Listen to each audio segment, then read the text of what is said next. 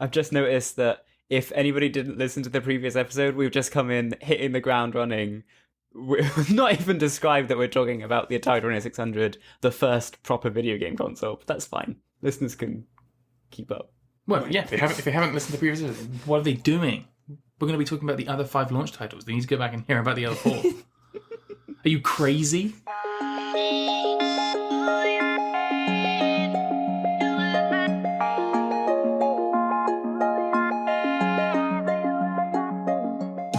Hello and welcome to the Video Game Timeline Show. I'm Jack.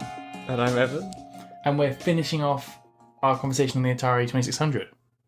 I like the way that you didn't give me any warning you were going to start that. It was just like you just mid-conversation started that. That's I think it should be. It keeps you on your toes. It does keep me on my toes. Yeah, so very beginning, normally we'd start off an episode with a bunch of history, but we did that last week, so now we can just talk about... The games! Well, no, I want to talk about the actual look of the console. We can get into the games very quickly, but I do want to mention how the console actually looked, which we didn't talk about last week. No, we didn't. It's really, really, really basic, but have you seen... I assume you know what the console looks like, right? I do know what it looks like, but do you want to describe it? And I'll pretend as if I don't know. I don't have an image up, so you're gonna have to confirm or deny whether what I'm saying is correct. So the console is like black. It's like a black rectangle, and the front of it is wood panelled, and it's not even real wood. I think it's just like plasticky fake wood. But the whole thing to me looked, because I'm not looking at a picture of it right now, strange. Like the black at the back, when I think of a game console now, it's like a finished, polished product. Whereas this is not a finished product, polished product, right? It's sort of rivety and it looks like a prototype thing. I'm gonna have to get up a picture. I can't believe you think that. I have to completely disagree with you. Wait, really? Yeah, no, I don't. I think it looks like a finished. I think it looks very much like a finished product. I think it looks great. It looks kind of cool in a 70s way, which makes sense because it's 1977. But it looks like a tech demo. It looks like a piece of... You know in apocalyptic like films where it's like society has ended and some people like cobble together pieces of technology to make something else and they're like soldering one computer chip to another computer chip. It looks like that. It looks like it's in a little like case for something else. Like I can't imagine them releasing the same sort of look now. The wood paneling on the front, great, I guess. It's not wood, it's like fake wood, but that's great. It's the back bit has like 100 different switches on it, right? And they're not just like on off. It's like a switch, it's like a light switch rather than a button, which is strange. Yeah, it's like a flick. No, I don't think this is strange at all. I think that the reason it works quite nicely is because a button wouldn't work for what the switches are used for. So you can have a power button, but at the time switches were more common. When you think of old televisions, they had switches instead of buttons and things, and you would use switches to change channels and things. People were just more familiar with switches. I have no doubt that this looked fine for the time, and people weren't like, "Whoa, look how weird that is." But it looks weird looking back now because it's not sleek. It's not curved. I can't believe you don't think it's sleek. It looks right because I would say I'm trying to have a think if it was the PlayStation 3, because the rivet, basically, we haven't really described this very well at all, but you've got a rectangular box with some feet propping it up, and you've got a wood panel at the front. It's very low to the ground, so it's not tall at all. It's really kind of short, but kind of boxy. And then at the end of it, there's like a little ramp up, as it were, which gives you like the front panel, which has the power switch. It's got a switch for which TV type you have, where it's colour or black and white. It's got the way you select different game modes and all those things. And then it's got the cartridge slot in the middle. And in between that panel and with all those switches and the wooden, not real wood, but wooden panel at the front, you've got a series of like riveted bit of plastic. The PlayStation 3 had exactly the same thing, I think. Or maybe the PlayStation 2. I had a PlayStation 1, but I didn't have I think it might be in the PlayStation 2 now I'm saying it, but those rivets aren't old-fashioned to me. I don't think they are at all. I appreciate that nowadays most things are very smooth and everything, but I guess that's mostly for like a dusting purposes, maybe. But it's also just the switches. The switches are like sticks coming out, and it looks like there's I don't know. It just looks strange. Well, fair enough. I do think it's really charming, and I think it still looks charming today. The only thing I think strange is the cartridge slot, but that's just because we don't use cartridges anymore, really, in the way that they're being used here. But I don't think it looks bad at all. As you say, the other weird thing about this console is, well, I think it's weird, is that there's cartridges for it. And when I think of cartridges, I always think of like a Super Nintendo cartridge, which is like a landscape cartridge, right? These are little like packs of playing cards that you put into the thing. I find that really strange. Just a clarification, they're not black. They're not actually packs of playing. They're packs of playing card shaped. Yeah, they're like playing cards shaped or packs. It's only because last time we spoke about blackjack, and I didn't want people to think that, in order to play blackjack you put in a pack of cards, or in order to play air sea battle you put in like a submarine. No, but they look really strange to me. I've never held one. I really wish I had, but they just look like black rectangles. And even when I think of a Super Nintendo cartridge, they're more, well, I don't know. Doesn't look like this looks like a prototype to me again. I can tell you what they feel like because I felt one before. They are very light. The plastic is very low quality. Like it's low quality. That's what it looks like to me. Yeah. Yeah, but it's because they were so mass produced. I mean, they produced them as cheaply as they could, as many as they could, as opposed to later consoles, which were much better quality. I still don't. You'd think with the wood paneling on the front of this thing that they'd be going for a more refined look, but well, no. Apparently, that was just what everything did in the 70s. Everything was stick some plastic, wood-looking paneling on the front of things: kitchens, bathrooms, televisions, coffee tables, the Atari VCS. I am right in saying that it's not real wood, though, right? You are, yes, yeah. Is it wood?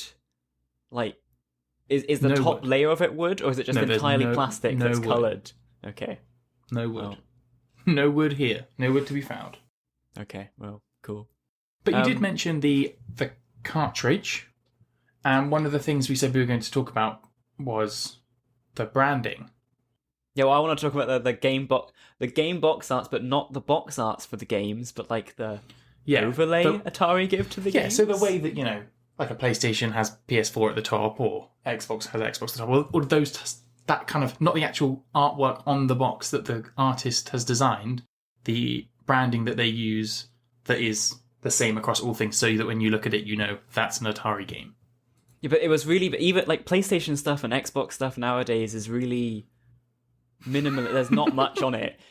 Like old Atari cases were very in your face. This is an Atari game, and there's also a game, I guess. Like they have this massive. They all look like instruction manuals. The game boxes look like, I don't know, shopping catalogs or something. And there's a tiny little, on every single game, there's a tiny little, like half the case is the actual artwork, and the rest of it is, say the game title and video computer system, game program, 50 video games included, blah. It looks like a toy, or like to me, it looks really tacky and naff. Really? You like it? I really do. Oh. Well, okay, so the original ones, actually, do you know why some of them are different colours? I don't know why they're different colours. I would like to know why they're different colours. I don't know. So, I think that one thing you mentioned that it's got the name. It says game programming. It's got all these other things. What we should say briefly before you explain the colours is that the box art doesn't fill the whole box. There is a smaller square that has a border around it, which is the solid colour, and that smaller square is really quite small. It's like you mentioned, a pack of playing cards. It's similar to a trading card, like a Yu-Gi-Oh card or a Pokemon card or a Magic the Gathering card, where you've got a piece of like a bit of artwork and then a border and then a text box. It's just that in this case the text box is above the artwork and says the name of the game. But I think that's a good way to describe it. Like you've got a square bit of art that doesn't fill the whole box. Yeah. Now, if you buy a game, there'll be a thing at the top that says Xbox, and that thing, that top bit is really thin. The artwork of the game from, I assume, the game developer is front and center. Here it's like 50-50 having to fight with just the overlay that Atari puts on. Yeah, and they all have different colours. But why they don't all have different colours? They don't. So This I don't know how much of this is true. It's quite difficult to find information from way back when, but they're not all different colours. Basically, the 9 launch titles were different colours. The overlay, so some were red, some were orange, some were green, right? Mm-hmm. And that was depending on what genre the game was. So red boxes for action games, yellow for sport games, and so on, so on. But they only did that, I believe, for the 9 launch titles. After that, they moved to silver, so that the overlay was just silver for every game. And then eventually they moved to the overlay just being red for every game. I believe that's the case. It's quite difficult to find information about this stuff, considering it's I did think it was of Atari. It might be that might be the case, and but then again, I mean, there are some later ones that have those. Like I know that Pac-Man is orange and Pitfall, which are both ones we're going to come to at a later point. I know was green. So I wonder if Atari themselves continued that. But yeah, because third parties might have just thrown that out the window. Yeah, I can imagine that's the case. Yeah, probably. But what did you say green was? I didn't write down what green was, but I don't know if this is true or not anymore. I can search it up for you if you want. No, it's fine. I thought it might be sport. No, I think yellow was sport, or orange was sport. Maybe it's none of this. Maybe I'm just making. But I've got basketball here as orange. Proof. Well, you know, I was going to guess that it could be genres. It does seem like that would be the type of thing because obviously going back to last episode, combat and SE battle are both red and both action, so that would make sense. But Atari games weren't particularly unified, which is one of the big problems of Atari, the Atari 2600, right? There was not any organisation involved in game development. No, and there was no quality assurance for anything, as we will get to. But the talking about branding, they obviously have the Atari Font, which is used across everything. So on the actual console, all of the font is Atari. All the games have the same font, and their adverts. I don't know if you've seen any of the actual kind of print adverts that they did for the Atari. No, I watched some TV adverts for the Atari, but I didn't. Oh, okay. I haven't seen any TV adverts, but I saw some print adverts, which I think are really good for the time. They're good now as well from a nostalgic point of view, but they're so. It shows how different something like the Atari was because there's an advert with just a television, an Atari in front, and 2 controllers. And I don't know what game they're playing on it, but that's pretty much the whole thing. It's just in a black room and there's just a TV with the Atari in front. And it says in really bold text, "Don't watch TV tonight, play it." Yeah. I watched some TV adverts and they're all very, again, like, oh yeah, you can play the latest thing at home. Buy, it's amazing. It's all very, well, hype and 70s and strange. Do you remember last week when we were talking about, 2 weeks ago, last episode, about how each game is advertised as being like 20 games in one?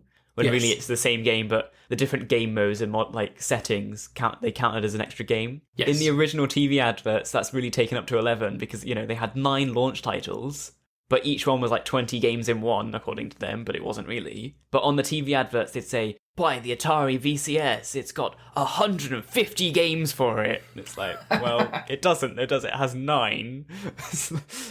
Yeah, but it has 100. How do you say 150? That's what all the TV adverts for the launch were saying. 150 and 8 of them are basic math. Have fun, I guess.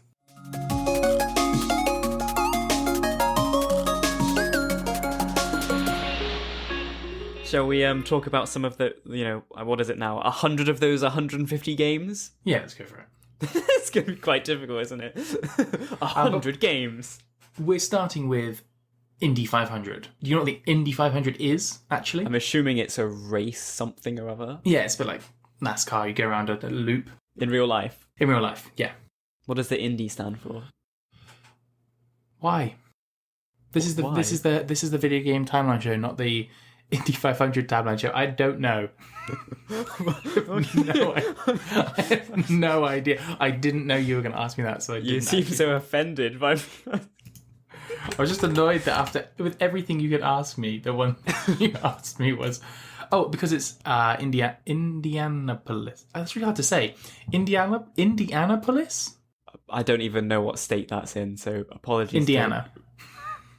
That would make sense. Okay, well, Indy 500. It's like Grand Track 10 for those people that have been listening to our podcast for a long time. But yeah, you drive around a circle, oval. you have a top-down view of a racetrack, and you drive around that racetrack. I actually think this is better than Grand Track 10, which is the game I guess this is based on. That was for the arcade. Wait, why? It's colourful. There's nothing to do. No, so this is the thing.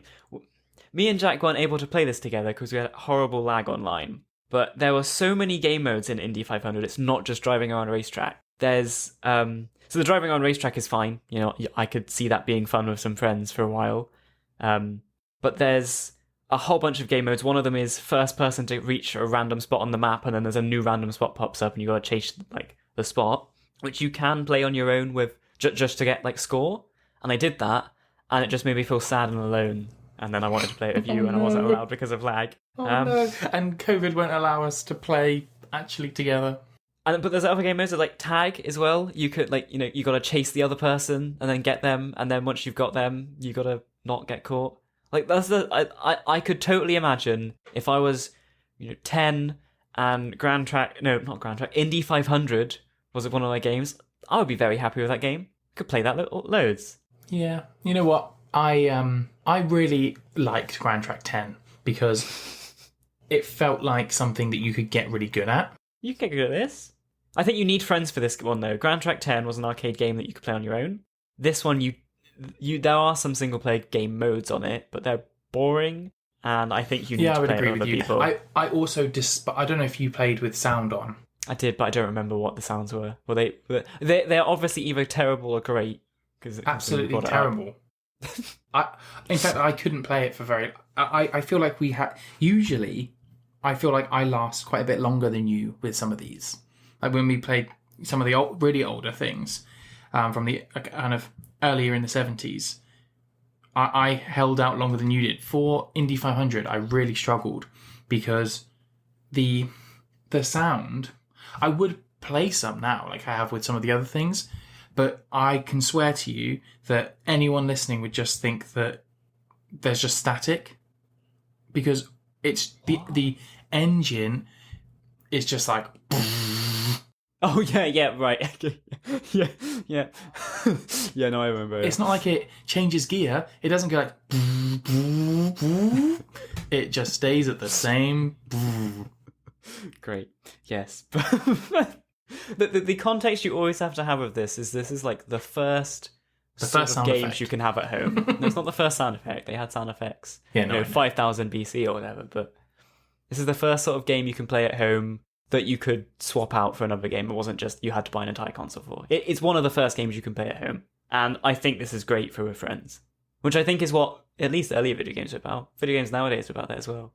Yeah, I think you're probably right. It's a shame that we didn't get to play it, and I think that had I been able to play it with a friend, it probably would have been a lot more fun. Need to get a friend first, though. I know, but I think that you're right to say that a lot of these early games are all about playing things with your friends or your family and being able to experience these things instead of going to the arcade. And some of that is lost on us today because it's so easy to play things with friends, and it's so easy to, there's so many better multiplayer things out there that it seems really outdated and old and kind of rubbish. But I think, in person, these are games, you can play lots of multiplayer games online and it works fine, but I think that these games work best in person. Yeah, they're couch games. Yeah, I mean, we could have played them together online if lag hadn't caused us not to be able to. But it's still not the same. I think sitting on a couch together playing it is a lot more fun. Just because of the way that they're designed. They're designed to play in person. They were never designed to be played online. The TV ads always show them sat on the floor, though, not on a sofa. Oh, yeah, of course, yeah. Well, do you know how the cables were so short? Did you know how short the cables were? No. They're like half a metre. Oh, my God. Right, okay. you couldn't sit on you had to basically sit right next to the console. I'm guessing extension cables weren't a big thing then either. Didn't have an extension cable to plug the controller in any further. I think later on down the line, third-party manufacturers, the Mad Catz equivalent, probably made them, because there were a lot of people who jumped onto the let's make accessories trend. But at the time, you would have had to sit on the sofa, on the floor. You would have had to sit on the floor. I think you bash these games too much, though. I actually enjoy these Atari 2600 games a lot more than I thought I would. Just playing with them as little things to mess around with. Having said that, though, can we talk about a game that I did not like, which is Starship? Yeah, I didn't get this one. Oh, no, before we say Starship, should we mention that every single one of these games had a Sears release with a different name? Oh, yeah, as we were saying beforehand, they did. And so Indy 500 was called Race? Race. I think Indy 500 was Race, yeah. Yeah. But Starship, which was also called Outer Space. Such a better name. Which one? Outer Space or Starship? Yeah, Outer Space. Okay. But yeah, I didn't get Starship. So Starship, again, throwback to anyone that's listened to a previous episode, is a lot like Spacem. I can't remember what that one was called. Space Sim. But basically, it's a first-person game, which is really strange with really bad graphics, or really, really basic graphics. And asteroids come towards you, which just means they get bigger on the screen, right? There's like a circle that gets bigger on the screen, and you've got to shoot those asteroids. I didn't like this for two reasons. A, I still do not like ancient first person. It makes me feel really not sick, but disorientate. I don't like it. And it also didn't work for me. I couldn't get it to work on any emulator or any ROM, but that's obviously not a bash on the game. That just means that you don't have as much of as much insight as you would like to be able to give. I wouldn't have liked it anyway. I can't. These old first person things, I don't get it. They're too confusing. There was also a 2D game mode which I could play, and it was horrendously boring. In that you play as a little probe, and there's a circle that's moving around on the screen. It's not first person now. It's like classic 2D, think sort of Mario side on looking, and you've got to just move your probe to the circle. And the circle slightly moves, and you're very easily able to land on the circle, and then you're done and you win. I don't get what the challenge was meant to be. It's really easy and really boring. I don't know if you played this one, but I actually did manage to play this one. The first person mode, it took me ages to actually realise it was in first person. So yeah, it's not clear. One of the things that we mentioned last time is that there's no tutorials and there's no explanation. You just start the game that starts up. And I said that I didn't need to go and look at any of the manuals, really. For this game, I had to go and look at the manual. Because it wasn't until I read the manual that I realised it was in first person. You actually looked at that and you're just like, I don't know what's going on here. This is what I mean. It's not clear. They're not clear. First person, back in the 70s, doesn't work. It doesn't work without some kind of... it doesn't work at all. But in this case, it could have at least even done with a... I don't know, like a splash screen beforehand. I know that hasn't even happened with anything, but something that just said, like a bit of text that just said, you are a pilot. and maybe I would have felt like I was 5% closer to where they wanted me to be. But I didn't understand it. It took me ages to understand the bullets, like the missiles that you fire, because they're horizontal. They're not like circles. I expected them to be like like a white circle maybe that goes up. Instead, they are quite a long horizontal bar that slowly gets shorter and shorter and shorter, which shows that it's going further away from you. But it's if you're shooting a missile, it's like you're shooting it sideways. It's like fire the missile sideways. And I only think that it must be like a Star Trek beam of some kind. But I don't know. Well, this is why I think you're bashing games like Indy 500 too much, because I just want to be clear that I actually don't mind things like Indy 500 because they're quite fun to play. So that when I say don't like Starship, I hope that it hits harder because it wasn't fun. No, I didn't mean to bash. No. I just want it for people listening to that. There's like a for perspective. Indy 500 is all right, and I would not recommend. If you get teleported back to 1977, don't get Starship. Yeah, don't get Starship. Don't feel like you shouldn't get Indy 500 because you should. That was a weird way of wording that. I was just trying to say you should get Indy 500 over Starship. Especially when, and I know this probably isn't the best point to just drop this in, but I'm going to anyway. Do you know how much they cost? What, a game? Yeah. No, but I also don't know how much the console cost. And I don't know how much olden day money cost. So I can tell you that in today's currency, in like with inflation for today is what I mean. A single game would cost you $170. That's a lot. That's a lot. What? Yeah. That can't be right. Yeah. I will just. So let me just tell you. What? That's like. I mean, I guess they're advertising it as like 20 games in one, so I guess. So yeah, the Atari itself retailed at Sears. Obviously, we're talking about Sears for $179.99 in dollars. What? No, this doesn't make any sense. Oh, this is olden day money. Yeah, so in 1977, you would pay $179.99, which today is $633.18. Okay, so it's a bit on the expensive end for a console, but it's not terrible. $635. How much is like a PS5 or an Xbox? It's like 500, isn't it? Yeah, but yeah, I guess that's true. It's the first one. I guess they've got the market. I'd say it's a bit expensive. Yeah, I mean the consoles are quite cheap now because they're sold at a loss, right? And they compete with each other. Yeah, I guess that's true. The cartridges you would buy for $45 at the time, which now is $193. That's ridiculous. That's insane. That's absolutely insane. That's so expensive. Would you buy? Well, Indy my 500? understanding is that Combat came with the Atari, right? No, I didn't think any came with the Atari.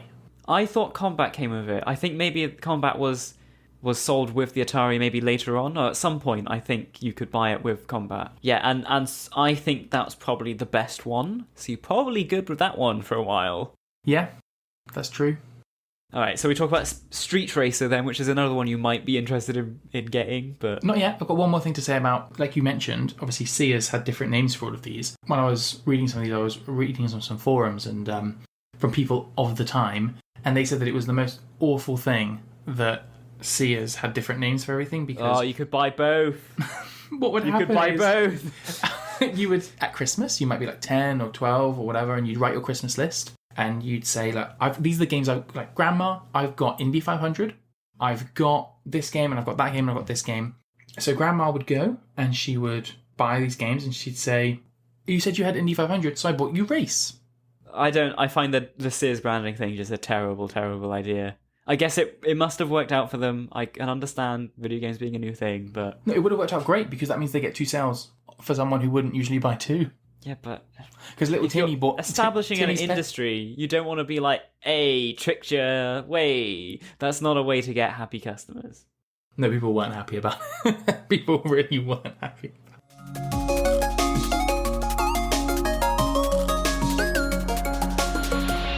Right, we've got 3 more games to go. Let's do Street Racer. Yeah, we do. Which is also called Speedway 2. Do you know what Speedway 1 is? Because I don't. No, I don't. Okay, well, it's called Speedway 2. I don't know if there was a Speedway 1. And that, again, another throwback. There's a common theme here in that all the beginning Atari 2600 games were basically old arcade games, or even old arcade games for the time, remade but in a worse form for the Atari 2600. So this is Speed Race, which was an arcade game that was... You'd be driving along and you have to dodge. It's like a top-down view of a car that's just driving forward up, and you'd have to dodge obstacles that are coming towards you, or you're driving forward and avoiding them, basically. But except this one was 2-player, and there was an AI, like a bot, as well, that you could play against, which is quite rare for the time. And I don't know how many game modes there were on this one. I'm assuming it advertised like 50, but there were so many different types with different artwork on it. So you're driving along this little car and you've got to dodge obstacles, and next to you is somebody else driving a little car dodging obstacles. That's your opponent, AI or friend. But there was also a ski version where your car swapped into skiers dodging ski things. You could be there was a Dodgems one, so you're like a bumper car dodging things. And on the Dodgems one, so you would get points for everything you dodge on the car one and the ski one, but on the Dodgems one, which is Dodgems, I guess, you've got to hit the top of the screen rather than just dodge things, and that's how you get a point. There was a jet shooter one where you were a jet plane and you had to dodge obstacles, but you could also shoot the obstacles. There's just loads of things that is just the exact same game, but you were a different shape and a different speed. That could have just been one game. There was also Number Cruncher, which I don't get because in this one, you are a motorbike who has to dodge obstacles, but you have to crash into numbers. You're a motorbike and there's numbers on the road that you've got to crash into to get points, and you get as many points as the number is. I don't get the story of that one. Like, what's the why? What's the law? Yeah. Did you know about this one? I did. You got to go quite far into the game modes, because every there's 27. There's 27, right? So there's four versions where you're a car, 4 versions where you're a skier, or something like that, right? Yeah. The Number Cruncher ones I liked. In fact, you talking about me, coming down hard on all these games. I really like Street Racer. I liked the default one. I don't really understand why they had to. I guess it's nice to have variety, and I liked having a bot to go against. The buttons you have on Street Racer are dodge, like you can move left and right, and you can also speed up. And so sometimes you can shoot. Yeah, sometimes you can shoot. Yep. And when because you get points for either getting to the top of the screen or dodging things, going faster is good, but it makes it really hard to dodge, and it ends up just, for me, if you go really fast, it just becomes random. Like, things are coming towards you and you're going so fast you can't dodge, so you just hope you don't hit something. And I found the bot would basically go to max speed and just crash into things all the time, but sometimes luck out. And thus, the best strategy for me was to just hope I got luckier at top speed than the bot got at top speed. I do know that in some, I don't know if it's particular game modes, but in some of them, there's a pattern to the cars, the other things, the obstacle shift. So you can actually memorize it and get better. That's the worst kind of game, in my opinion, where it's just remember. No, but that wasn't every game mode. That was just a few of them. I know I really like this one. Very colourful. I mean, okay, so again, in case anyone hasn't listened to the previous episode, when you say colourful, though, this is compared to the other Atari 2600 games, which they're all colourful, but they are the ugliest colours you could imagine. Yeah, really ugly colours. But I did like this one. Okay, I don't really have much to say about Street Racer other than, I guess, the, not rant, but waffle I had just then. It's a game about dodging things, and you can dodge things. It was alright. Now that I learned that they're like $170 or whatever, I'm not sure I would, but if it was 10, pretty good. The thing is that these games are fun to play now for about 5 minutes or so, but there isn't that much to talk about them. They're still so. In fact, in many ways, they're more basic than the arcade games. You can't get in. There's so many different game modes that make such trivial, tiny changes that it's difficult to say anything meaningful about them. They all give, with the exception of combat from last episode, which I think's really good, and one that we'll get up to in a minute. They all feel as if they were coded up in like one day and then just shipped. Yeah, I agree. It does seem like that they've been rapid fired out, and it seems like everyone came up with one good idea and then thought, right, we can't just sell one game. Do it a tiny bit faster. Do it a tiny bit slower. Put a tree there. And it just ended up being very difficult to talk about. And when I look at last time we did it, and we'll do it again this time, is when we review it, we give our own ratings. We'll look at what Video Magazine, like the leading magazine at the time, was giving them as well. And they would split all these games up into their various games and rate them separately. But they just give them like 3-word reviews. They don't go like nowadays. If you look at a game review, it's like 2,000 words. Yeah, it's an essay, and it tells you about how people felt when they were playing and all these other things about the fidelity of it all and everything. These will just be like challenging but fun. And to be honest, I don't know what more to say than that either. Like in 1977, the lead reviewer said, it was a bit of fun, but I've seen it before. And you know what? In 2021, it's all right, but I've seen it before. Yeah, the other thing about Atari, because of all these Atari 2600 games, or a lot of them are just remakes of arcade games, but worse. It's also just like, it just seems like they're just doing whatever, just shipping whatever. On that note, shall we talk about another arcade game but worse? Yeah. Surround, which the Sears title was Chase, which is the same as Blockade, which is another game we talked about a couple of episodes ago. And we liked Blockade. I liked Blockade. Blockade is basically Snake, but rather than eating pellets, you try and box in an opponent who's also a snake. But Blockade was made by the same with Speed Race, I think. But it wasn't, the actual arcade version wasn't made by Atari. Blockade was made by a company called Gremlin Games. You just nick the game from someone else and just code it up and sell it. I find that really odd. The other thing is, on the Blockade episode we had, I mentioned how the sound effects in Blockade were, I don't know, annoying is maybe the word. The sounds in Surround, the Atari version, are somehow worse. They're like somehow worse, in my opinion. That is true. Should we put some in? Should we put it in now? Incredibly annoying. I don't know how Atari did it's something. It's the constantness of it. It's like you said this about Indy 500. It's like if they've got a sound effect that they're just playing on loop, that sound effect better be amazing, buddy. But the thing is that some Atari sound effects are so iconic. Like the explosion sound effect. Yeah, but because they're not playing constantly. Like the explosion sound effect happens when something explodes. The sound effect in Surround and in Indy 500 is always playing on loop forever. Like I think that's the problem with them. Yeah. The other thing about this sound effect, because this is Blockade, which is a game I quite liked, this really made clear to me how ugly Atari 2600 games are. Because you've got the black and white Blockade from a year or so before this, and then this ugly piece of bleh.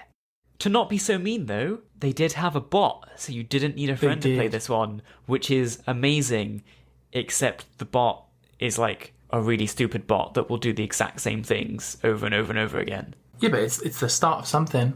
It is the start of something. I mean, I play games now that have been made this year, and the AI still walks into walls. So not that much has changed. They're still using the same AI they used to code up Surround. They are. I bet you they are. They just put it in a different game. But yeah, so this is sort of I like Surround because it's I like Blockade, and I appreciate Surround adding to it, I guess, because there's lots of different game modes that add on to the Snake sort of gameplay. The main one is you speed up as you go along. I think that's quite fun. You get pretty fast eventually. You do. I would like to tell you one thing that I don't like about Surround. Yeah? Another thing, I suppose, which is I don't like the name. You got to surround your enemy. What would you call it instead? Because you can't call it Blockade, because that's... No, I'm not offering up an alternative. I just think that Blockade is a better name. Should we do the last one? Well, no, actually, there's one thing. Surround. There was an extra game mode in this, which was completely different. Well, not completely different, but it was just called Video Graffiti. Did you play any Video Graffiti? I did. I thought this was really cool. What? No! Okay, fine. Yeah, continue. I thought it was cool for what it was. So Video Graffiti, unless I'm wrong, is you've got this little moving snake wall thing that in the regular game you would use to, like, Tron block off the opponent. In this one, you just use it to draw pictures. Yeah, and I think that's brilliant. Do you? Yes. You're literally just like, I like this, but I will not tell you anymore. No, I will. I like it because this is something that... It's not good. Let me just say that to begin with. I like it not because it's good, but because of what it brings to the table. Thinking outside the box. It gives you a way to... It gives players a way to be creative with this in a way that they probably hadn't considered doing so before. If you'd been to the arcade, you would have never thought of using those pixel elements to create artwork. And now you can. I mean, you can't really do anything. I mean, it's just it's very blocky, but you can create some things. And I've seen some artwork that people have done that is really impressive.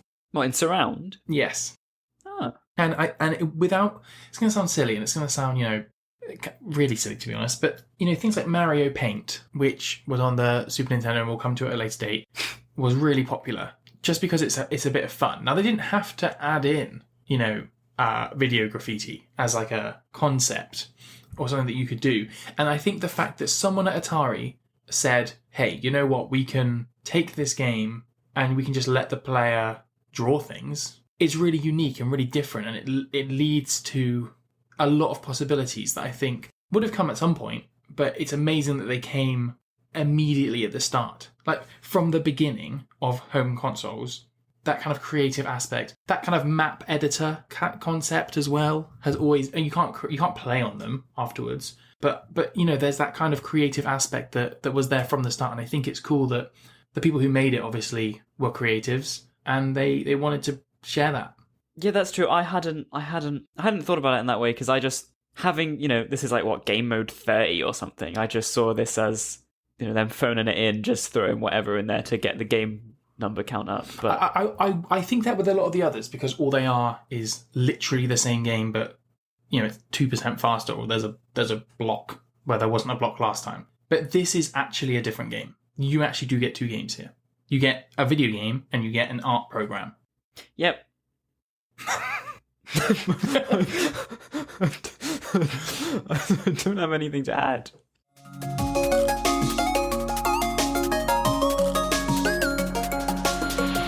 Should we do the last one?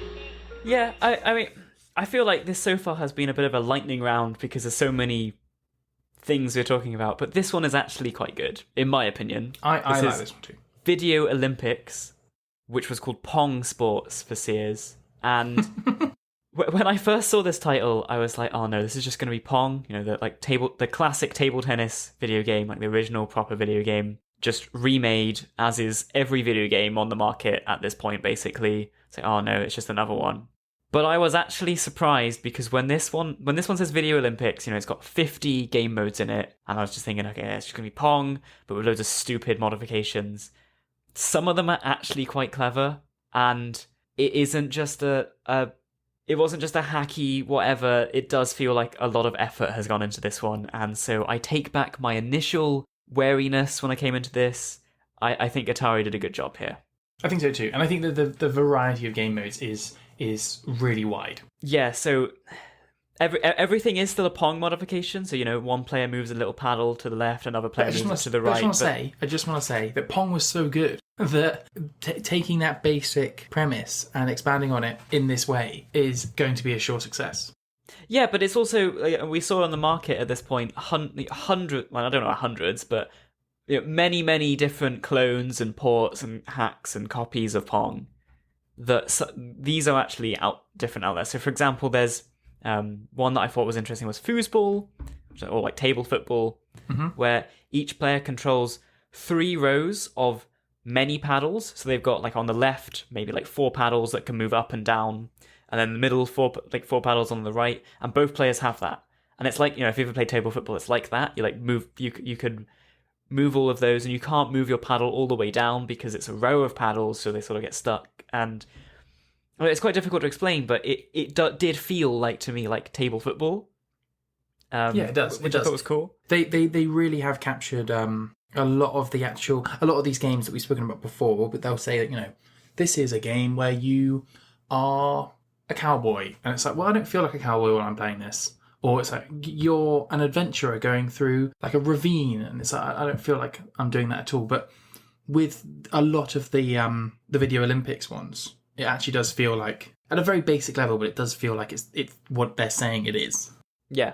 So there's Volleyball, which is a game I wanted to play with you, but we couldn't get it to work online. No, but I did really like, mostly because the ball is really well I know. coded. So in Pong, the ball, you hit the ball and it just goes in a straight line towards the enemy. In Volleyball, you're one player's on the left, one player's on the right, and there's like a line in the middle that's meant to be the net. But the ball has like weight. It like bounces up and it falls down to the opponent, and it feels, I don't. It's weird just being a single pixel, but it feels like it has weight and gravity and as it bounces off your well, again, it's a paddle, but it's meant to be your hitting your the fists. things. Yeah. It goes up quickly and then it's slow. It has like an acceleration. It like goes quickly and then it slows down and then it reaches the like apex of its height and then it comes down slowly and then it speeds up, and they've put a lot of work into coding the weight of this 1 pixel volleyball.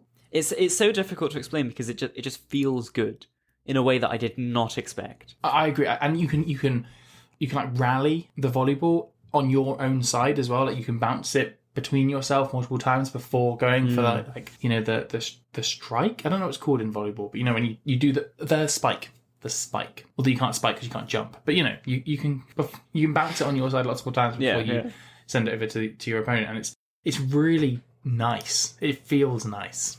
Yeah, I just think that I didn't expect this to be the case, but I think Video Olympics should have been one of the must-have games for the Atari 2600, at least at launch. I am surprised that Video Olympics wasn't the bundled game. Yeah, me too. Like, combat from last episode is very good as well, though. It was, but this one had a one-player mode as well. I mean, like, if Video Olympics was only two-player, which, Pong is only two-player, you need two people, I could understand why it wouldn't, but they also added a bot for Pong, so you could play one-player Pong, which is just amazing, because, Breakout was a game that we talked about, was a completely different version of Pong, designed to be single-player, because they couldn't do a bot, and then 1 year later, they've got an AI to play against, which is great. I know. I think that the Atari was obviously targeted towards young boys because this could have been an opportunity not to, because the fact that they bundled it with combat shows that it's like you get this video game console and or video computer system I should say, and it comes with this game combat and it's very action focused and it's about war and blah blah blah. But if they packaged it with Video Olympics, they could have bundled it almost as like a family experience, like the way the Wii was with Wii Sports. See, the adverts, so the TV adverts I watched were very family focused, though. So I watched a TV ad for the Atari 2600 that was, and little Timmy will enjoy combat, but, little Claire would enjoy, whatever. And it had, like, the whole family enjoying different games and stuff. All right. I said I hadn't seen Dad would like blackjack, and Mum would like, whatever. Like, it's... But that's an interesting point to say, like, combat being the tie-in game probably shaped video games quite a lot for I think so years. too, yeah. And I think that I don't know, maybe they knew that, Video Olympics would have been a top seller, so they purposely didn't do it in order to get people to go and buy it, because it seems like if you had to pick two, if you were buying, games for little Timmy, you might buy, or for your family even, you might buy the Atari, which comes with combat, and then also buy Video Olympics for the rest of the family. Because although we said, Indy 500 was good, it's not so much better. It's so crazy to me. Like, to me, there's a clear top two games for the launch titles, and then a couple of alright ones and a bunch of bad ones. It's great. These top two are just so good comparatively. It's funny that this is basically Wii Sports though. Like, it's the Wii Sports, but for the Atari 2600. And Wii Sports was a good game. Wii Sports was a good game. And Video Olympics was a good game. A lot of people bought the Wii just for Wii Sports. Yeah, and I can imagine people would have done the same for Atari 2600, especially if it was a tie-in game, but it wasn't. Before we move on, though, I do want to say there was one specific game mode that I'm so sad we couldn't play, because there was a 4-player game mode many 4-player game modes for the Atari. You had to buy extra controllers yourself, but there was a game mode that was Pong, where there was, one Pong paddle at the bottom, one left, one right, one top, and you play like 4-way table tennis. Yeah. And I really, really want to play this game mode. I need 2 more friends, right? And do you know what it's called? I can't... Quadrapong. Quadrapong. And it doesn't have AI built into it. But the reason I really, really, really want to play this game mode is because there is a game mode that is exactly this, basically, in like the PlayStation 1 Crash Bash game. Yep. And oh my god, when I saw this, it's like, no, I need more friends. There's no bot in this game. I so want to play Quadrapong. Such a good name as well. Quadrapong. So fun. And I like how everything is pretty much Pong. Like, it's not Foosball, it's Foospong. Is it? Yeah. Okay, I mean... But then they didn't call it volley pong. They called it volleyball. And they didn't call it basket pong. They could have done it for everything, but Foosball is pretty good. Foosball is pretty good. I mean, it doesn't feel like Pong.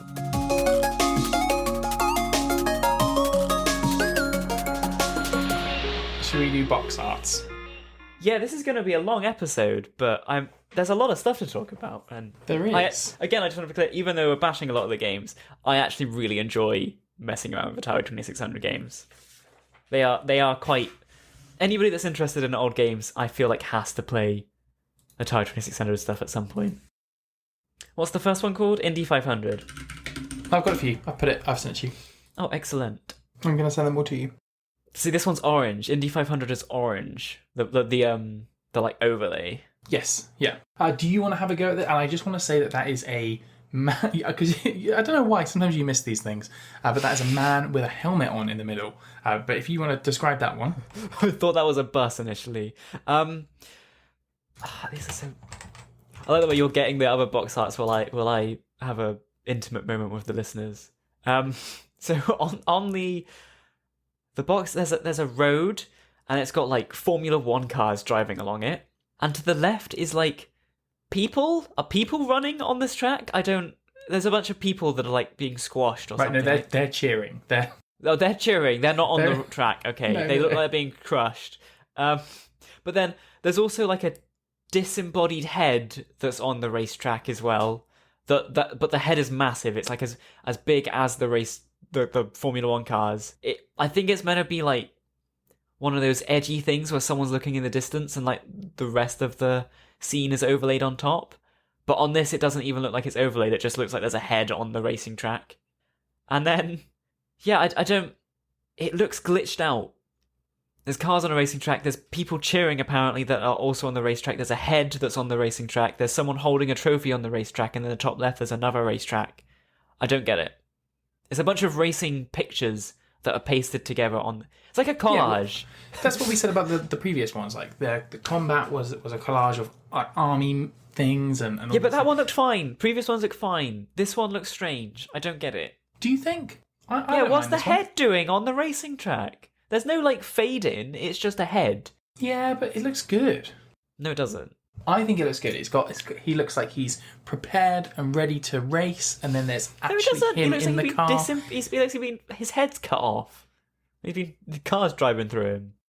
It's a good drawing. Whoever drew this, because these look hand-drawn, right? These box arts. Mm-hmm. Whoever drew this, much better drawer than I am, but it's a bit too abstract for me. I would. One thing we haven't said, and we didn't say it last time, we definitely should say it now, is the box arts for... We're actually only talking about their box arts for the Atari versions. The Sears ones, which had their own names, also had their own box arts. Did they? Yes. Oh, I assume they had the same... Well, okay, we're just going to talk about the Atari ones, because otherwise there's too much talking about The visual only one medium that I in- don't want to talk... The only one I want to talk about, the Sears one, just a tiny bit, is for Surround, which was called Chase by Sears, but we'll get to that. Okay. Am I just talking about all of these, or do you want to describe some of these? Starship looks very cool. For a game that isn't good at all. Yeah. Yeah, no, the box art on this is the best one, I think. So The far. box art on this is really stellar. Hey. Thank you. You've got a spaceship, but when I say you've got like a starship, like a futuristic Star Trek, Star It's Wars. retro-futuristic. It's Yeah. retro-futuristic. It's like what they thought the future would look like in the 70s. Yeah, and it's got like, it's chrome. Everything is chrome, and there's 4 of these spaceships. 5 of these spaceships. There's 3 main ones. I can't see where's 3 the... main ones, and then there's 2 other ones. One's getting and- exploded. Are you counting that one? No, I'm counting. That's the enemy. Those are the enemy starships. Oh, yeah. You've got to shoot asteroids. Yeah. And then there's asteroid. There's like 7 planets in the background. This one isn't like a vignette. This one isn't a collage. This is just a picture of a space scene of some spaceships shooting some other spaceships and asteroids with lasers in space. There's If I also saw like the this- moon. There's the. I think that's the moon in the bottom left, right? And there's the Apollo moon lander Yeah. on it. I don't really get that. But I don't know where they are because all of these planets are way too close. Yeah, I mean, It's like you've taken the entire solar system and just been like, let's put it all next to each other. But it does look yeah, good. I mean that thing in the background looks like it's a Death Star. It does, but the Star Wars wasn't out yet, was it? Star Wars 1977, wasn't it? Which is the same year as this. Yeah, but there's Right? no way. There's no way that that would... I don't think so, but it looks like a Death Star. It does look like a Death Star. This one is really nice. I think that out of the one... Well, I don't know. Maybe out of the ones today it's the best, but there are some real nice ones. It's funny, even though this is good, can you imagine a modern game having this box art? Not even ignoring the fact that it's got the horrible Atari overlay on top of it, just the artwork. I still couldn't imagine a game having this. So all of these look more like board game box art. Yes, that is yes. They look like board games. They're board game box arts because they're hand drawn and they're very evocative, but not in a way of like. To be honest, this is a huge problem with video game box art today. But most of AAA box art today is dude standing with gun back to camera. What's the video game for today? Last of Us. Yeah, it's a dude standing with a gun with his back to the camera, looking back. Yeah, but that looks good. That looks way. That's the other thing is that video games nowadays obviously have computer generated characters. Like they look like they're not because they're pre-rendered, but it looks like it could be a scene from the game. Whereas these ones, the graphics were so bad back then that they didn't even bother putting in any of the pixels from the game on the box art. Well, you also didn't have digital art. Like nowadays, we have digital art that even though it's not maybe in the game, concept art is digital. You'll use like a drawing tablet and things. Whereas all of these look like they've been done with oil paintings or coloured pencils or something like that. No, but like so, a very famous box art is the NES Super Mario Brothers box art. Right? Yeah. And that has actual pixels on it, right? That it has a scene from the game on it. And that's what's weirding me out is like old games did still after, NES, 5 years later, start having gameplay on top of it as the box art. That's true. But then again, at least you can have characters by that point. You can't really I just don't think they obviously would not have sold well if on the box art of No. Starship was a circle that's meant to be an asteroid rather than a drawn picture of an asteroid. No, well, you're meant to look at the box art and then sort of that's what you're meant to feel while you're playing. That sounds stupid, but that's how it was. Street Racer? Street Racer it's like a Wes Anderson scene because it's symmetrical. You've got a traffic light in the middle at the top, and then you've got two like vintage, like antique cars, like 1920s. One red, one blue, and they're like facing off against each other, and they're about to like race. Underneath that, you've got another, 1920s style antique car drifting through some cones. Yeah, but that one's a really small one. It is a small one. It's like half the size of the other ones that are like looking down at it. And then underneath that, you've got 3 motorbikes. One that's like a MotoGP motorbike, one that's like a Harley Davidson, and one that's like a motorbike that you'd have in the apocalypse. I was gonna say I'm glad you're describing this because I don't know anything about motorbikes. I don't know what a MotoGP is or whatever. But then you flubbed it on the third one, so it doesn't matter. Yeah, I don't know how to describe that third one. And I don't even know what that is. That just looks like a squiggle. It doesn't actually look like a motorbike. I wouldn't identify that as a motorbike if it wasn't for the 2 on the left. Yeah, I guess that's fair. But the thing that I think is strange about this is it doesn't say speed to me. Everything about this looks really slow. Yeah. I don't know why it looks so slow. I think it's the man in the middle drifting, and he looks like he is going very slow to go through these cones because there's no kind of smoke. There's no indication that he's like drifting. Like it looks like you could walk faster than that car's driving. I know, and the 2 at the top look like they haven't started driving yet. They're not driving. The only one that looks like it's moving is the motorbike right in the middle, and he looks like. I mean, he doesn't. The way he is positioned, he looks like he doesn't own that motorbike. He's got on a motorbike and he's like sat on top of it going like meh meh, but the motorbike's not moving. He's just having a good time like playing on the motorbike. Yeah, no one looks like they're going fast. It's really weird. I love how surreal old stuff can be. It's really weird. On the topic of surreal, we're on to surround, which I really like. This one is very surreal.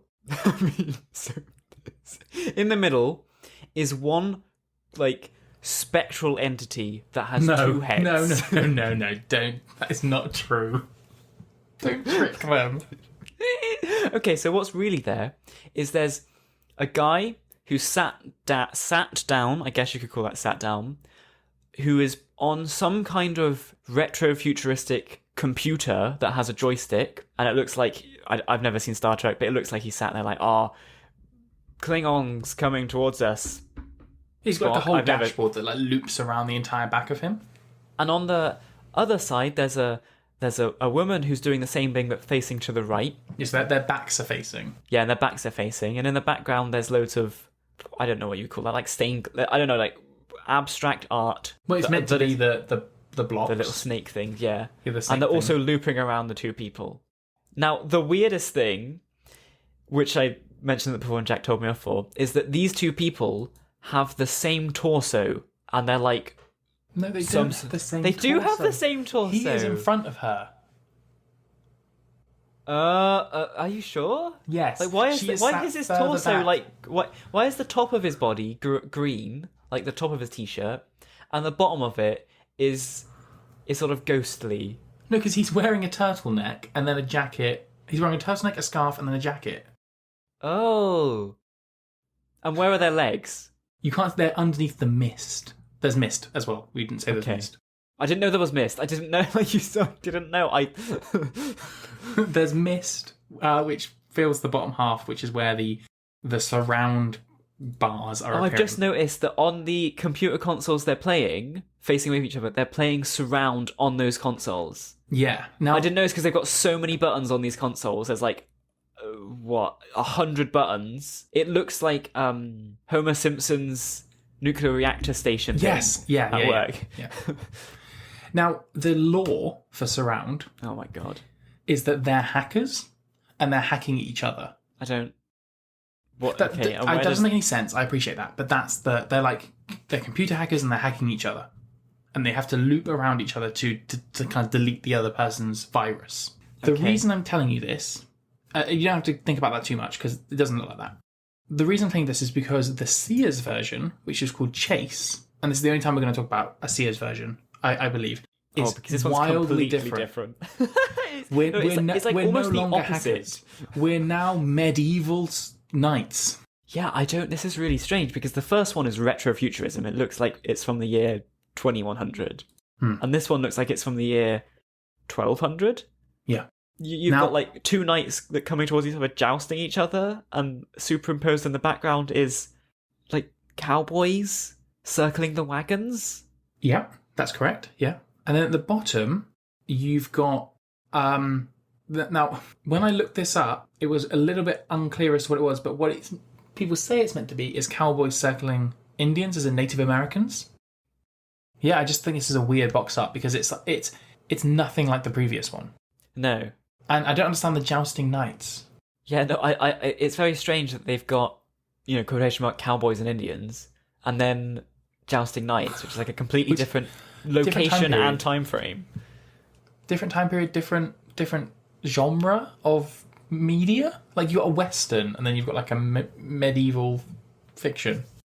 Yeah, and I don't know what this has to do with hacking. Nothing. Should we do the last one? Video Olympics. I can't explain these Atari 2600 box arts because I don't get them. Okay. So once again, we've got another collage of every sport ever. But the one in the middle is hockey. Jason from Friday the 13th, right? Yeah, like wearing a hockey mask. He's very powerful. He's very dominating. He just control the scene. Yeah. And then underneath him, in between his legs, is a woman. Yes. No, that is it. I think that's a man, but in the 70s, that longer hair was more common. Well, he's catching a football, which with his hands. It doesn't look like. It implies that he's a goalkeeper, but he's not wearing goalkeeper gloves, so I don't know. And then you've got loads of basketball players on the right behind Jason, the hockey player, and then on the left you've got two volleyball players and then three tennis players, and then behind all of them is the sun. Oh, I thought that was the moon. Or the moon. A circle. An illuminating circle. This looks like it's drawn in somebody's sketchbook or notebook. No, it looks... Yeah. It doesn't look like a marketing piece of material. I mean, none of them do, but this one especially looks like... They all look like drugs. We said that last time, I'm going to say it again. No, Basic Math was a weird box art. No, I know, but all of them look like you're seeing multiple things happen at once, and your vision is blurry. I just don't get them. There it is. It's on the box. I just noticed it advertises Quadripong on the main box as well. Yeah, it does. Pong, Super Pong. I have no idea what Super Pong was. Yeah, Pong, Super Pong, Foosball, soccer, hockey. Those are boring. Quadripong, and then handball. Trademark. They trademark Quadripong as well. I know. Everything with Pong in it, they've trademarked. I do love the box arts because it's Video Olympics, trademark. Game Program, trademark. Pong, trademark. Super Pong, trademark. Foosball, trademark. Quadripong, trademark. Why would you trademark the word game program? How would you even be allowed to do that? Like, they're just 2 words. But they said them. They said them first. So stupid.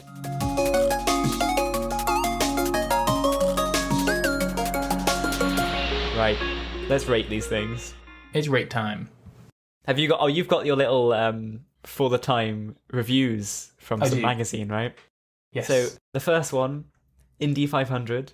How are we doing? Because we rate out of 10, no, 1 to 10 for the time and for now. Yes. And where does your little magazine come into this? It comes in after we've said ours, but they didn't actually review Indy 500. Oh, okay. Right, Indy 500 for the time. I'm trying to remember which one was Indy 500. The top-down racing game. I would say it's tough. I have no strong feelings one way or the other about Indy 500. You did earlier. I would say 7 out of 10. Yeah, I'd say a 7 out of 10.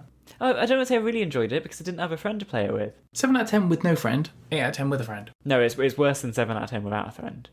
I would give it a 7 out of 10 based on my experience. Yeah, 7 out of 10 for the time. For now... A 2. Yeah, I would say a 2. Because, for the multiplayer only. Yes, yeah.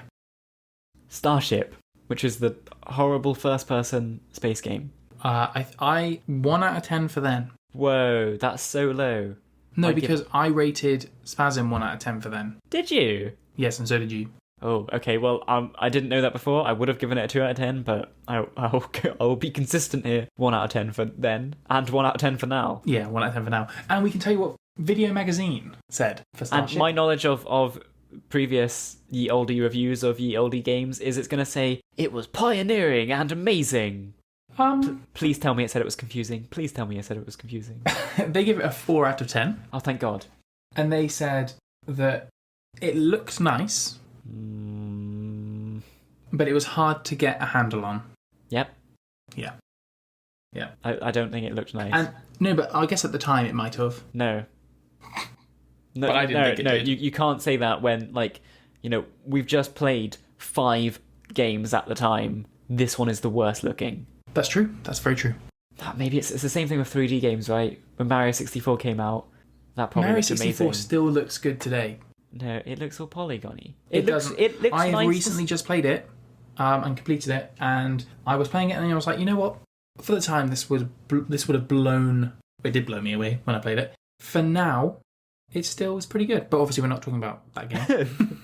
But I'm just saying that I don't think that. I think that the point is that it can matter. There are some things that looked great, and now obviously look not so great, but are still charming. There's lots of when we get to 8-bit and 16-bit graphics, I still think look really good today, just because of how they're stylized. I don't think that graphics makes a big difference. I think aesthetics makes a big difference. I completely agree. I don't care about graphics as a thing really, but I do care about aesthetics. So aesthetically, Starship sucks. Graphically, it sucks too. Gameplay wise, it sucks. Street Racer for the time. For the time, I give it 8 out of 10. I preferred it to Indy 500. Oh, I say 6 out of 10. I liked it less. Well, that's a 7 then. Okay, yeah. And then for now? 2. Yeah, I'll give it a 2. Yeah, I think 2. They're not as bad as a 1, and they're only just good. They get that extra point for being fun multiplayer. Yeah, it's a low 2. And what did Ye Olde magazine say? What is Ye Olde magazine? Video. It's just called Video. It's just called Video. And they gave it... So they didn't actually really say much about it. I couldn't find what they said about it. But they gave it a 5.5 out of 10. But that's really strange. So we think that it's better for the time than they did. Yeah, and also, it apparently did not age well. And when is this review from? So the video review is from 1977. And how could they know if it aged well or not? Other it came people out who in are 1977. Not us have gone and reviewed it. Okay. But all Atari games have not aged well, given the fact that, what was it, for Indy 500 we said 7 out of 10, and then for now 2 out of 10. That's a drop. Yeah, no, I agree as well. But what's interesting is that there's a website called Gamma Sutra. I don't know if you have heard of it. No. But they do lots of kind of game industry things. They have jobs on there and things as well. But they said that their favourite sub-game was Number Cruncher. Okay, that's what you said too. Yeah, so... Must be the best one. Yeah, I've just noticed that they've trademarked all of those Street Racer game names. Street Racer, Dodgem, How can you trademark the word Jojum? Jet shooter trademarked. I don't understand. I don't know why you go through the effort for all these individual. Anyway, whatever. That's not where. Surround. 7? I can't remember what I gave. 7 for the time. Arcade. I would say 6. Okay. 6.5 out of 10. And then for now, 2 out of 10. I'm wanting to give it a 1 out of 10, but I'll give it a 2 out of 10. I'll give it a 2. Okay. These were reviewed twice by video. Oh. Why? Because they were reviewed originally as part of video's kind of general overview of the Atari VCS, and then they did it again later on down the line, where they did a more in-depth review for Surround. Mm-hmm. And they gave it a 9 out of 10. Ooh. Where they said it was complex and challenging. See, I think this comes down to the fact that Blockade, the game this is based on, was such a unique, clever idea at the time, I think. And I've probably been spoiled by the fact that I know about Blockade. Yeah, I think so too. They also said the same thing as you, which is that it was amazing to have a computer player, but it was far too conservative with its non-aggressive strategy.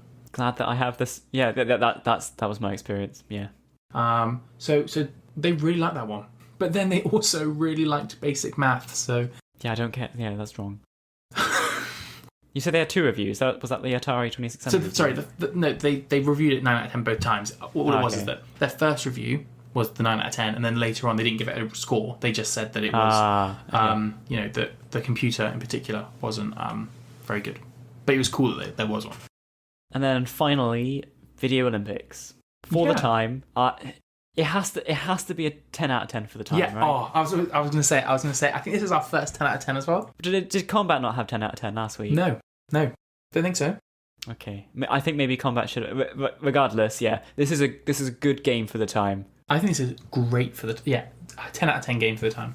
They say 50 games in one on the front cover. That's more like 10, but it really is like 10 games. Yeah, completely. It's not a cheap gimmick. It is 10 unique games with actual legitimate variations within them. They're not 50 games, but you do have 10 games with 5 game modes. It does really make me think of Wii Sports. If anybody played Wii Sports when that came out, and how much everybody enjoyed Wii Sports, and how, even if you're like a hardcore gamer, Wii Sports was still good, surprisingly good. Gives me the same vibes as Wii Sports. And Wii Sports was a 10 out of 10 game, so Video Olympics, 10 out of 10 game, right? For the time. I'm still giving it a 2 out of 10 for now. Yeah, I'm giving it a 2 out of 10 for now. Which I think is perfect evidence that Atari games do not age well, because that's 10 down to a 2. Yeah, but I think that it gets that extra point for just being... I mean, we don't do halves. If we... Except unless we average between the two of us. If we did point something, I'd give it above a 2 but below a 3, but we don't do those, so I'd give it closer to a 2. But it definitely... I want to be clear that it's the best. It's one of the best of the bunch, if not the best. It's just that it's still a 2 out of 10 for now. Yeah. And what did the magazine Video say? gave it an 8.5 out of 10. Ooh. Saying that, the games in it are old standbys, but still lots of fun. I suppose for people at the time that it was still very much within... It was still very recent that things like Pong were around, and you just had a whole bunch of Pong clones. People might have felt a little bit saturated Ponged out. Yeah, that is true. So I can appreciate that. They did say that they singled out some particular games, which were Volleyball and Quadrupong. Yeah, I want to play Quadrupong. Both were described as astonishingly good. That's a big... Astonishingly is always it's like it does not deserve to be this good. It's like... No, yeah, I can understand. I agree with Volleyball, definitely. Volleyball doesn't need to have the weight in the ball and all of those things. It is astonishingly good.